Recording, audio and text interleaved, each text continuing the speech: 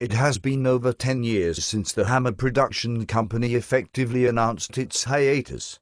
However, they have now returned with their remake of a Swedish film and a strong anti-bullying message. Starring Chloe Moretz as Abby, Let Me In tells the story of two outcasts who meet and form an unbreakable bond. Owen, played by Cody Smit-McPhee, is a troubled 12-year-old loner.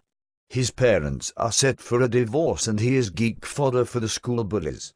Abby, however, is an outsider for very different reasons. Namely, she drinks blood, burns in the sunlight and for some reason refuses to wear footwear in public.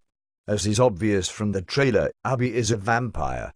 Due to her being trapped in a 12-year-old's body, she requires her carer to go out into the night, commit murders, and drain their blood for her to feast upon. One night Abby meets Owen and offers to help him face his bullies. From here a Romeo and Juliet style romance develops between them. As the story progresses and neighbors disappear, Owen learns the identity of Abby and instead of being afraid, he embraces her. This proves my theory that between the ages of 12 and 18 it doesn't matter what baggage she's carrying or how much blood is dripping from her mouth, a horny boy is going after the girl. Let Me In is a remake of the Swedish film, Let the Right One In. Admittedly, I haven't seen the original yet, but I am informed that not too much has been changed. This is a very good thing, as history tells us that Americanized remakes very rarely live up to the accolades of their predecessors. Quarantine, Vanilla Sky and Dinner for Schmucks, for example. One very good thing about this remake is the fact that it still looks and feels like a foreign film and is not full of the buxom blondes and explicit language found in most American films aimed at mature audiences. Although it is billed as a horror film, Let Me In isn't particularly scary.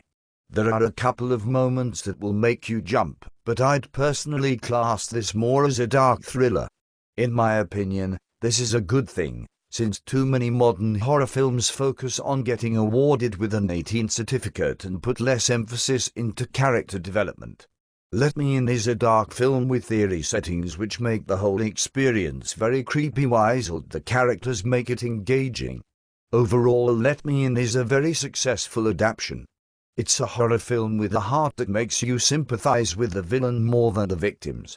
Abby draws the affections of Owen, and she will draw yours too. It is a shame this film wasn't released in time for Halloween in the UK, as it is far better than Saw and Paranormal Activity 2. It's in a different league entirely compared to those mainstream offerings.